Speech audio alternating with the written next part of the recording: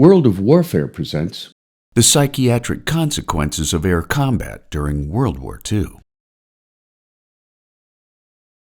For many World War II aviators, boyhood dreams of flying were made real in the seat of a fighter plane or a crew position on a heavy bomber.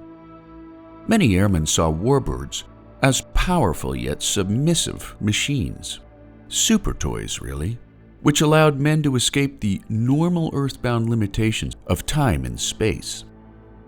Since World War I, combat flyers had been revered for their courageous daring in the face of near constant death. As a result, most flyers by necessity treated the prospect of death with an attitude of cavalier indifference, each man attempting to outstory his peers regarding the narrowness of their combat escapes and dogfighting prowess. For some, however, the near constant stress of combat brought about severe psychiatric debility. One of the most widely experienced psychiatric consequences of air combat was fear. Fear was a relentless foe that plagued us unmercifully between battles, wrote heavy bomber pilot William R. Cubbins. It robbed us of character. In describing the fear that many airmen felt on the flight line, Yank reporter Denton Scott accurately described the sentiment felt by many heavy bomber airmen. The doors to the bomb bay close behind you, and you know that you're a prisoner of this ship. The imprisonment can be broken only by three factors, and they are in order: disaster by explosion and parachuting to another prison, death, or a safe return home. Most men found ways to deal with the stressors of combat, such as the written recollections of Harry S. Hintlian, who flew with the 450th Bomb Group. On my second mission, when flak started, I was also scared, nervous, and extremely tense. It was as though my nerves got too tight and I snapped, just like bending a pencil till it breaks. At that incident, I became a soldier. I resolved that my duties were primary as long as I was alive to carry them out, and my fear of dying was going to be secondary. There was absolutely nothing I could do to control my fate. From then on, I ignored everything that didn't directly affect my duties. Fears developed by airmen frequently lacked common sense or logical reasoning. One outstanding fighter pilot known for making daring, low-altitude strafing runs over land refused to do the same thing over water. A number of fighter pilots refused to fly higher than 8,000 feet, even though the risk of flak attack or low-altitude aviation accidents was substantially increased. One navigator who was so frightened to death of flying was ultimately shot down near enemy lines, falling in with a small group of Allied infantrymen pinned down by a much larger contingent of enemy combatants. The navigator's joy at being on the ground enabled him to lead these desperate men out of a tense situation, in effect increasing his degree of danger due to his relief at having his feet back on the ground. Another fear that airmen shared was the loss of friends they were strongly attached to. For this reason alone, many airmen refused to develop deeper lasting relationships with fellow airmen, limiting themselves to acquaintanceship relationships at best. Accordingly, most discussions at officers' clubs and enlisted clubs were twofold: flying first, women second. Witnessing the death of others had a profound effect upon airmen, increasing both their level of fear and their sense of survivor's guilt. For instance, on June 6 of 1944, Harry B. Taylor witnessed a bomber in his formation take a direct flak hit over Brasov, Romania.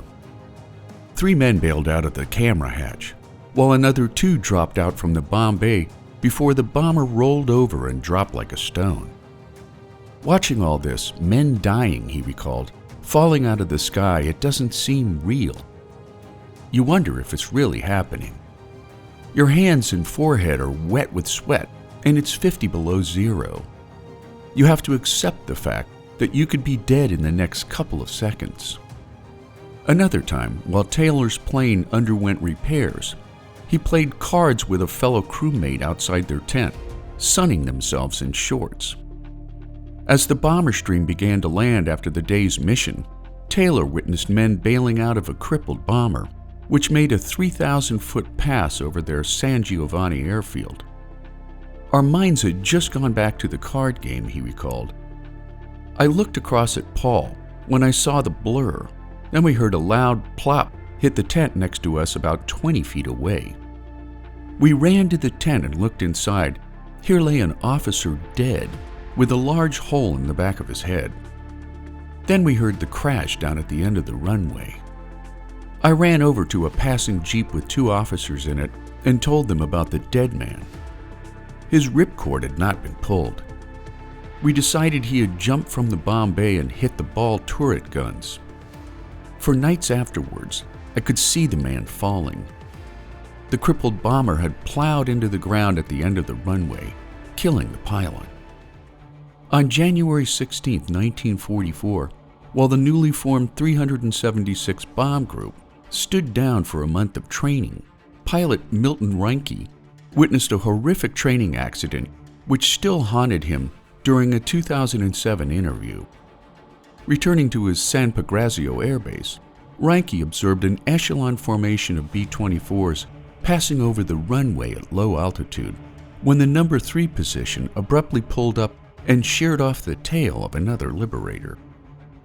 The tail went up in the air spinning and then came down, he recalled. And without a tail for control, the aircraft was like a falling leaf. It stood on its tail for a minute and slipped off on a wing, going side to side and hit the ground with a tremendous force. The entire aircraft disintegrated. It had a forward momentum of about 180 miles per hour at the time and had the momentum of dropping. Of course, the tanks all burst and the 100-octane fuel spewed all over the place. Nobody alive in the aircraft. When they hit, that killed them all. And it caught fire instantly, so nobody could approach it for quite a while. I don't know, we handled it. It was part of war, Charles Andrews recalled when his co-pilot was killed on a mission. You knew that you were risking your life, but we always thought we were going to make it through. You can't do anything about it. If the guy's dead, he's dead, you know? The hard part is packing up his stuff and sending it home. That's hard. He was just a kid, big, strapping, good-looking kid from Kansas. I still have his picture here. As the air war in Europe progressed, the number of emotional casualties experienced by heavy bomber crews began to rise. In one 12-month study from May 1943 to May 1944, the ratio of psychiatric distress cases suffered by airmen versus aircraft lost was 1-2. As losses mounted, an ever-increasing number of airmen began to experience signs of emotional distress, including sleeplessness, temper flare-ups, concentration disorders, nausea, weight loss, dizziness, and a sudden withdrawal from friends. Blurred vision and heart palpitations were commonplace, along with the extremes of sexual impotence and sexual predation. Binge drinking was frequently followed by nightmares and battle dreams. Men awoke screaming as they bailed out of burning bunk beds, oftentimes breaking bones when they collided with the floor. The filmmaker's own father, who was shot down twice aboard 2 B-24 Liberators, suffered the same fate after he returned home to earn a master's in virology and a PhD in microbiology. We'd be sound asleep, my mother told me when I was researching a book about the 15th Air Force, when suddenly he'd wake up in terror. "Fire, fire, bail out," he'd yell out loud, and before I could get to him, he'd bail out of the bed. Many mornings he'd leave for school with a bump on his forehead. Fighting among airmen was another side effect of flak fatigue. Chief Psychiatrist for the 8th Air Force, Major Donald W. Hastings, recorded one incident where 2 close friends, after an evening of moderate drinking, decided they needed a fight, prompting both men to exit their car for a punishing round of fisticuffs. After one of the men broke his hand, they amicably climbed back in the car and drove home. Other airmen confessed to flight surgeons and chaplains that they had seduced women in quantity, not for sexual satisfaction, but for the sake of subduing and conquering. While air leaders initially classified flak fatigue as a lack of moral fiber, Air Force psychiatrists began to see the condition as one of repeated and egregious overexposure to fear, violence, and loss. What was it like? The moment of truth, wrote one medicine historian, Douglas H. Robinson, MD. After too many high-altitude missions over Germany, too many forts going down in flames with no chutes opening in their wakes, too many empty bunks in the barracks on the night after a big raid, too many mutilated, bloody corpses hauled out of shattered turrets and cockpits back on the hard stands, when a man realized he had had it, that he could take no more. In another example of psychiatric distress caused by combat, Hastings reported on one flyer who began to suffer flak fatigue after a particularly brutal mission. The Kiel raid was his worst. His gun was frozen and he sat helplessly watching repeated fighter attacks in heavy flak. The plane in which there was a general was on his wing, and he saw it crippled and spin down through the clouds over the target. No one got out that he saw. In rather quick succession on his plane, the tail gunner passed out from anoxia. All but 2 guns frozen. The number 2 engine was hit and caught fire, and the plane on the other wing was hit, went out of control and side-slipped directly underneath them, so close that the pilot of his plane had to pull up sharply to avoid a crash. This plane then crashed into the B-17 on their opposite side. They had to do evasive action to miss pieces of B-17s that were flying in the air. He saw the ball turret knocked off and go down like an apple, with the gunner still inside. He saw another man jump with a burning parachute and fall like a hunk of lead.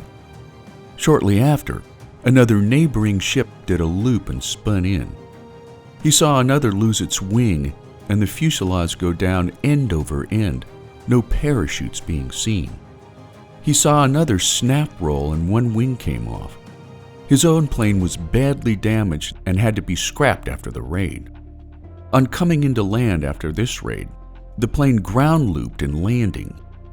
This raid was a disastrous one for his group. 10 out of 19 planes failed to return. The remainder were well shot up, and several, including his own, were wrecked on landing. The general was missing, and everyone was stunned by what had happened. The patient felt pent up and restless during the interrogation, and after it began crying and weeping. That night in the barracks, he broke down again while the clothes of his missing roommates were being packed up. He tried drinking to relieve his anxiety, but it didn't help much. That night he had his first battle dreams, couldn't sleep because of vivid nightmares of crashing and falling, and one time woke up sweating profusely and was told that he had been screaming and yelling in his sleep. This raid marked the onset of a severe nervous state, and by now throughout the day and night he was tense, anxious, tired, depressed. Things seemed unreal, and he had difficulty concentrating. Other than rest camps, relief camps as they were sometimes called, and time off from combat duty, U.S. Air Force psychiatrists relied heavily on sleep therapy to treat severe flak fatigue. Hastings wrote, "It is much easier to adjust to a terrifying experience with the attitude it happened 2 days ago than to have to immediately face the situation with all its recent memories and impressions." Using knockout drugs like sodium amytal, emotionally distraught airmen slept for upwards of 72 hours in sleep therapy wards, followed by supportive counseling to work through their violent recollections. In the majority of cases, well-rested airmen were able to return to combat duty. However, the most traumatized, non-responsive patients underwent further treatment with sodium pentothal, or truth serum. When the patient reached a state of suggestible semi-consciousness, a psychiatric handler encouraged the airman to relive the specifics of his combat trauma that led to his emotional collapse. Later in the war, Douglas Bond, MD, discontinued the use of truth serum treatments, arguing that the practice of forcing airmen to relive their traumas worsened their overall nervousness and fear. For the majority of heavy bomber crews, alcohol became the salve that at least temporarily washed away traumatic memories. When I went into the officers' club after a mission, recalled Robert Morgan, I would concentrate on the scotch in front of me. That scotch was my instrument panel through those nighttime navigations. Scotch was the only antidote I had for all those exploding B-17s that haunted my dreams.